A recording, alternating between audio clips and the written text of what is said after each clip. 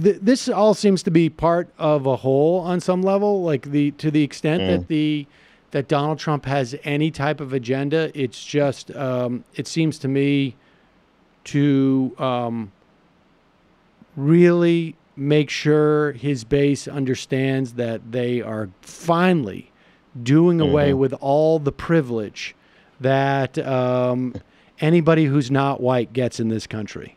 Essentially is what it comes down to. And, whether it's the affirmative action guidance rescindment or, what's going on with immigration. But just outline for us what this affirmative action thing actually means. I mean, my sense is it's not going to have huge impact, but it is just another sort of like signifier. Yeah, so exactly. So, I don't really talk about affirmative action a lot because of problems that I see with the system, that it really isn't beneficial to people of color who are poor or just poor people in general. It's really a system set up and designed by its nature almost to benefit upper middle class, wealthy people who are fighting for positions at the top tier schools across the country. We're really talking about those schools. We're not talking about the schools that I went to, right? We're talking about Harvard, Yale, Princeton, Stanford. And so what Donald Trump has done in his administration, I keep Jeff Sessions and Betsy DeVos, they have rescinded the instructions from the Obama administration. There were a set of 24 rules that they are not rules, but actually just kind of a guideline that the Obama administration issued to help universities be inclusive in terms of race without violating the law.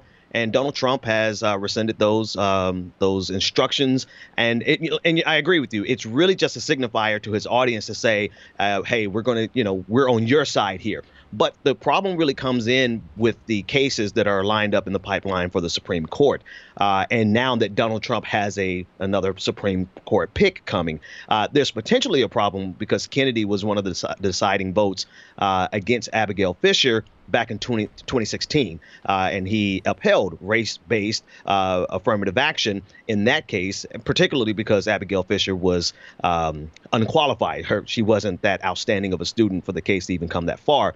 But now that Donald Trump has a pick, and he is signifying to his support base that he's all about getting rid of any privilege that a person of color or a non-white person would have in this country. That's where the real problem comes, particularly with the gentleman by the name of Edward Bloom, who is pushing cases right now. He's soliciting Asian American students who can make the case that they were discriminated against racially or based on their race.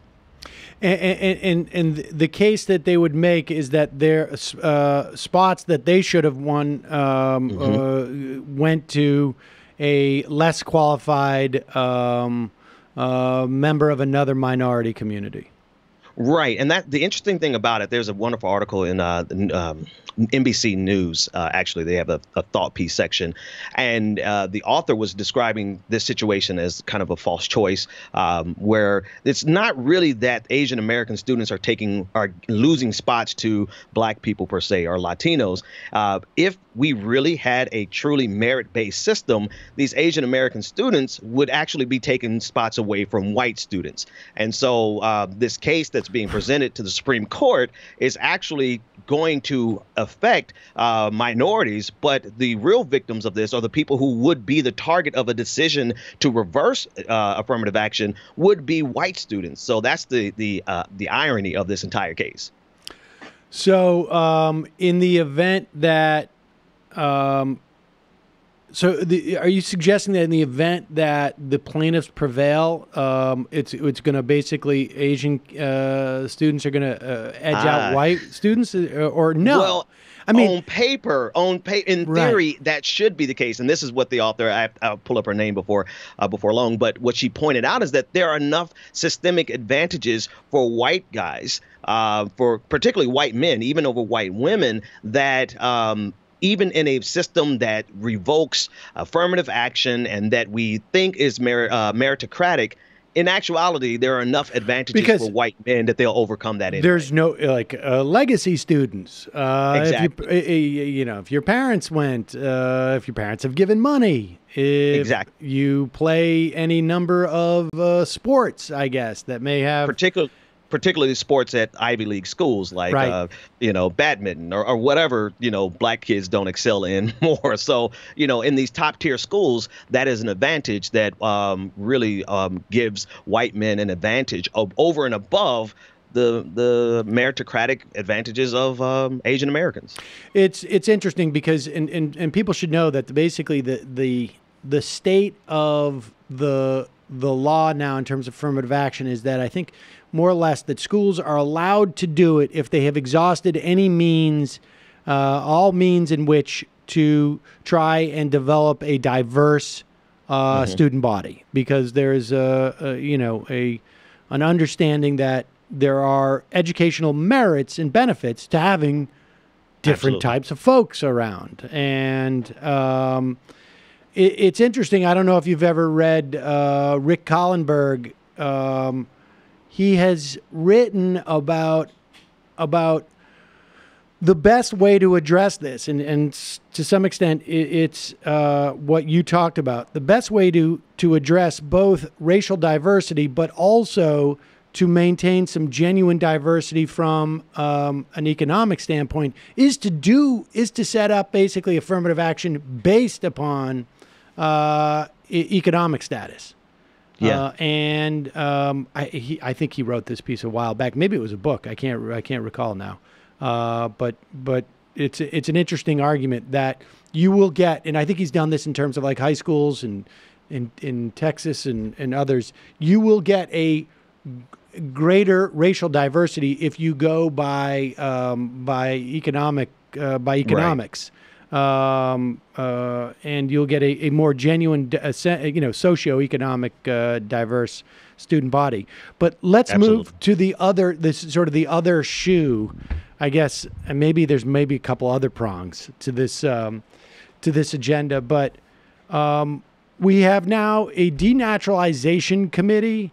We have the military apparently has been quietly rescinding the contracts that they signed with immigrants who were looking to become citizens by serving in the military, which is just astonishing. I mean, and I don't mean to privilege, military service over something else, but you would just think from like a practical standpoint, but no. We have traditionally been the leader in taking in refugees and resettlement. In 2017, the number of refugees resettled by the U.S. fell below the rest of the world's total for the first time on record. The Trump administration just this week, I think, has deemed it is trying to make it more difficult for refugees to be allowed to work in this country. I mean, it's an all-out assault. I mean, at the very least, to the extent that Trump came in with an agenda and is carrying it out, this is it. Right. With the victory on the travel ban, the quote unquote travel ban, that's actually a Muslim ban. This is, behind the scenes, this is obviously the bidding and the doing of Stephen Miller. I believe he's driving this incessantly. He has to see this accomplished, and Donald Trump is fine with acquiescing to him, or maybe this is just something he wants. But I really believe that this is being driven by Stephen Miller more than anything else, and now it is pushing where people who have been become naturalized citizens. They've been naturalized citizens for years. They are now at risk. And, to not necessarily get into the details and the minutia, but this opens up the opportunity for someone with errors, minor errors in their process, in their paperwork, or, in some cases, there were intentional examples of fraud, right? Since 1990, there have been 300 cases of people being denaturalized because of fraud. So there is a precedent of fraud, but now we're talking about 2,500 cases that this task force is looking at right now. So 300 over the last 20 years. And at this moment, we're looking at 2,500. So that escalation shows you that this is an intensification coming from Donald Trump and Stephen Miller. But, it's really to cast fear, to make people fear the entire idea of coming to America as an immigrant in any form, in any fashion. And I think that's really what's driving this. Behind it, of course, is the fear of the browning of America. That's something that's not, new to Donald Trump. It's something that, conservative Americans, particularly over the last 30, 40 years, have been fearing America becoming. Was Pat Buchanan's, Yep. a brand, essentially. Exactly. And so this is part and parcel of that type of thinking. And so, I mean, here we are now, even, the military story I just read last night or this morning, where now people who have signed up and signed these contracts, like you stated, they are now in a position where they can no longer take advantage of promises that were made to them. So this is Donald Trump's legacy, and this is what he wants. And they will be, where we look at it, Sam, and we see that it is shameful, this is something that he's going to be proud of. Yeah, I mean, that's the thing. He obviously thinks this is going to this is to his electoral benefit, right? I mean, that's Absolutely. basically what's going on here.